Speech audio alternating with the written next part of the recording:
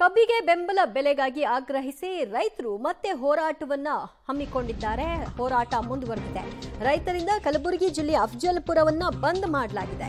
ಅಫಜಲ್ಪುರ ಪಟ್ಟಣದ ಅಂಬೇಡ್ಕರ್ ವೃತ್ತದಲ್ಲಿ ಬೃಹತ್ ಹೋರಾಟವನ್ನ ಹಮ್ಮಿಕೊಂಡಿದ್ದಾರೆ. ಸರ್ಕಾರದ ವಿರುದ್ಧ ಧಿಕ್ಕಾರದ ಘೋಷಣೆಯನ್ನ ರೈತರು ಮೊಳಗಿಸಿದ್ದಾರೆ. ಸರ್ಕಾರ ಪ್ರತಿ ಟನ್ಗೆ 3,300 ರೂಪಾಯಿ ದರ ನಿಗದಿ ಮಾಡಿದೆ. ಆದರೆ ಕಲಬುರಗಿ ಭಾಗದಲ್ಲಿ 2,800, 2,900 ರೂಪಾಯಿ ಹೀಗೆ ರಿಕವರಿ ಆಧಾರದ ಮೇಲೆ ನಮಗೆ ದರವನ್ನ ನೀಡಲಾಗ್ತಾ ಇದೆ. ಇದು ಕಾರ್ಖಾನೆಯವರು ನಮಗೆ ಮಾಡ್ತಾ ಇರುವಂತಹ ವಂಚನೆ.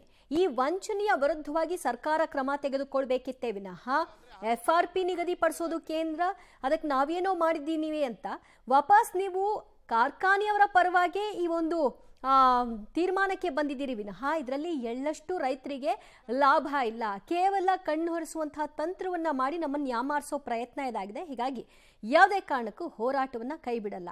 ನಮ್ಮ ಆಗ್ರಹದಂತೆ 3,500 ರೂಪಾಯಿ ದರ ನಿಗದಿ ಮಾಡಿ, ಇಲ್ಲದಿದ್ರೆ ಮುಂದಿನ ಹೋರಾಟದ ರೂಪುರೇಷೆ ಏನಾಗಿರುತ್ತೆ ಅನ್ನೋದ್ರ ಬಗ್ಗೆ ನಾವು ನಿರ್ಧಾರ ತೆಗೆದುಕೊಳ್ತೀವಿ ಅಂತ ಎಚ್ಚರಿಸಿದ್ದಾರೆ. ಕಬ್ಬಿಗೆ ಬೆಂಬಲ ಬೆಲೆ ಅಂದ್ರೆ 3,300 ರೂಪಾಯಿ ಪ್ರತಿ ಟನ್ಗೂ ಕೂಡ ನಿಗದಿ ಮಾಡಬೇಕು. ಮತ್ತು ಕಬ್ಬಿನಲ್ಲಿ ಏನಂದ್ರೆ ಆ ಯಂತ್ರದಲ್ಲಿ ಆಗ್ತಾ ಇರುವಂತಹ ರೈತರಿಗೆ ಮೋಸವನ್ನ ಏನಾಗ್ತಾ ಇದೆ ಅದನ್ನ ಸರಿಪಡಿಸಬೇಕು ಅಂತ ಹೀಗೆ ಹಲವು ಬೇಡಿಕೆಗಳನ್ನು ಇಟ್ಟುಕೊಂಡು ಇವತ್ತು ಕಲಬುರಗಿ ಜಿಲ್ಲೆಯ ಅಫಜಲ್ಪುರದಲ್ಲಿ ರೈತ ಸಂಘಟನೆಗಳು ಸುಮಾರು 20ಕ್ಕೂ ಹೆಚ್ಚು ರೈತ ಸಂಘಟನೆಗಳು ಈಗಾಗಲೇ ಬಂದ್ಗೆ ಕರೆ ಕೊಟ್ಟಿದ್ದು, ಇಡೀ ಅಫಜಲ್ಪುರ ಪಟ್ಟಣವನ್ನು ಈಗ ಸಂಪೂರ್ಣವಾಗಿ ಬಂದ್ ಮಾಡಲಾಗಿದೆ. ಅದೇ ರೀತಿಯಾಗಿ ಈ ಒಂದು ದೃಶ್ಯದಲ್ಲೂ ಕೂಡ ನೋಡ್ತಾ ಇದ್ದಾರೆ. ಅಫಜಲ್ಪುರ ಪಟ್ಟಣದ ಅಂಬೇಡ್ಕರ್ ವೃತ್ತದಲ್ಲಿ ಸಾವಿರಾರು ರೈತರು, ಶ್ರೀಗಳ ಅಂದ್ರೆ ಹಲವು ಜನ ಮಠಾಧೀಶರ ನೇತೃತ್ವದಲ್ಲಿ ಬೃಹತ್ ಹೋರಾಟವನ್ನು ಮಾಡ್ತಾ ಇದ್ದಾರೆ.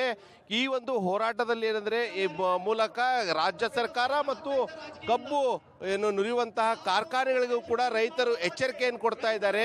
ಈಗಾಗಲೇ ಬೆಳಗಾವಿ ಸೇರಿದಂತೆ ಆ ಭಾಗದಲ್ಲಿ ರೈತರಿಗೇನೋ ನ್ಯಾಯ ಸಿಕ್ಕಿದೆ, ಆದರೆ ನಮ್ಮ ಜಿಲ್ಲೆಯ ಭಾಗದ ರೈತರಿಗೆ ಮಾತ್ರ ಇಲ್ಲಿವರೆಗೂ ಕಾರ್ಖಾನೆಗಳು ಆಗಲಿ ಅಥವಾ ಸರ್ಕಾರವಾಗಲಿ ನ್ಯಾಯ ಕೊಡುವಂತಹ ಕೆಲಸ ಮಾಡ್ತಾ ಇಲ್ಲ. ಹೀಗಾಗಿ ಏನಂದ್ರೆ ಎಲ್ಲಿವರೆಗೂ ಕೂಡ ಸರ್ಕಾರ ನಮ್ಮ ಕೂಗು ಕೇಳೋದಿಲ್ವೋ ಅಲ್ಲಿವರೆಗೂ ಕೂಡ ನಾವು ಈ ಒಂದು ಹೋರಾಟವನ್ನು ಮುಂದುವರಿಸೋದಾಗಿ ಈಗ ಇವತ್ತು ಅಫಜಲ್ಪುರ ಪಟ್ಟಣ ಬಂದ್ ಕರೆ ನೀಡಿದ್ದು, ಬಹುತೇಕವಾಗಿ ಅಫಜಲ್ಪುರ ಪಟ್ಟಣ ಸಂಪೂರ್ಣವಾಗಿ ಸ್ತಬ್ಧವಾಗಿದೆ. ಈ ಕಡೆ ದೃಶ್ಯದಲ್ಲೂ ಕೂಡ ನೋಡ್ತಾ ಇದ್ದೀರಾ, ಇಡೀ ಈ ರಸ್ತೆಗಳ ಮೇಲೆ ಏನಂದ್ರೆ ಸಾವಿರಾರು ಜನ ಬೇರೆ ಬೇರೆ ಅಕ್ಕಪಕ್ಕದ ಗ್ರಾಮಗಳಿಂದ ಬಂದಂತಹ ರೈತರು ಏನಂದ್ರೆ ತಮ್ಮ ವಾಹನಗಳನ್ನು ರಸ್ತೆಗಳ ಮೇಲೆ ನಿಲ್ಲಿಸಿ ಇಡೀ ಸಂಚಾರ ವ್ಯವಸ್ಥೆ, ವಾಹನ ಸಂಚಾರ ವ್ಯವಸ್ಥೆಯನ್ನೇ ಸಂಪೂರ್ಣ ಬಂದ್ ಮಾಡಿದ್ದಾರೆ. ಮತ್ತು ಅಂಗಡಿ ಮುಂಗಟ್ಟುಗಳನ್ನು ಕೂಡ ಬಂದ್ ಮಾಡೋ ಮೂಲಕ ಈ ಒಂದು ಹೋರಾಟಕ್ಕೆ ಇಲ್ಲಿನ ಸ್ಥಳೀಯರು, ಒಂದು ವ್ಯಾಪಾರಸ್ಥರು ಕೂಡ ಸಾಥ್ ಕೊಟ್ಟಿದ್ದಾರೆ.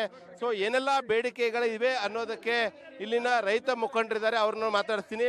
ಸರ್, ಏನು ಆಗ್ರಹ ಸರ್ ನಿಮ್ದೀಗ? ಇವತ್ತಿನ ದಿವಸ ಅಫಜಲ್ಪುರ ತಾಲೂಕಿನಲ್ಲಿ ಇಡೀ ಸ್ವಾಭಿಮಾನಿ ಕಬ್ಬು ಬೆಳೆಗಾರರು ಇವತ್ತು ಸೇರಿದ್ದಾರೆ.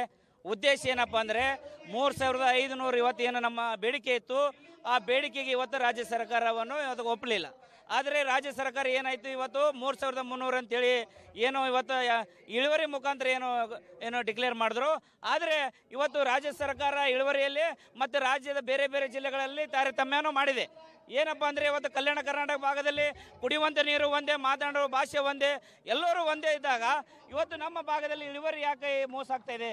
ಹಾಗಾಗಿ ಇವತ್ತು ಇಳುವರಿ 3,300 ಏನು ಇವತ್ತು ರಾಜ್ಯ ಸರ್ಕಾರ ಡಿಕ್ಲೇರ್ ಮಾಡಿದೆ. ಇಡೀ ರಾಜ್ಯಕ್ಕೆ ಹೊಂದಾಣಿಕೆ ಆಗಬೇಕು, ರಾಜ್ಯಕ್ಕೆ ವಿಸ್ತಾರವಾಗಿ ಅನ್ವಯ ಆಗಬೇಕು ಅಂತ ನಮಸ್ಕಾರ. ಈಗ ಸರ್ಕಾರ 3,300 ನಿಗದಿ ಮಾಡಿದೆ, ಆದರೆ ನಿಮ್ಮ ಭಾಗದಲ್ಲಿ ಇಲ್ಲಿನ ಕಾರ್ಖಾನೆಗಳು ಎಷ್ಟು ರೈತರಿಗೆ ಕೊಡ್ತಾ ಇದ್ದಾರೆ? ಈಗ ರಾಜ್ಯ ಸರ್ಕಾರ ನಿರ್ಧಾರ ಮಾಡಿದ್ದು 3,100 ಅನ್ನೋಂಥದ್ದು. ಅದು ಯಾವ ಆಧಾರದ ಮೇಲೆ ಅಂತಂದ್ರೆ ಇಳುವರಿ ಆಧಾರದ ಮೇಲೆ ಅಂತ ಒಂದು ಹೇಳ್ತಾ ಇದ್ದಾರೆ. ಇಳುವರಿ ಆಧಾರ ಅಂತಂದ್ರೆ ಇಳುವರಿ ಕೊಡೋರು ಯಾರು ಅನ್ನೋಂಥದ್ದು ರೈತರ ಪ್ರಶ್ನೆ. ಇಳುವರಿ ಆಗಿದ್ದು ಸರ್ಕಾರ ಮತ್ತು ಜಿಲ್ಲಾಡಳಿತ, ಆದರೆ ಇಳುವರಿ ತೆಗಿತಾ ಇರೋದು ಸಕ್ಕರೆ ಕಾರ್ಖಾನೆಯವರು. ಸಕ್ಕರೆ ಕಾರ್ಖಾನೆಯವರು ಇಳುವರಿ ಎಂದೂ ಹೆಚ್ಚು ಕೊಡೋದಿಲ್ಲ.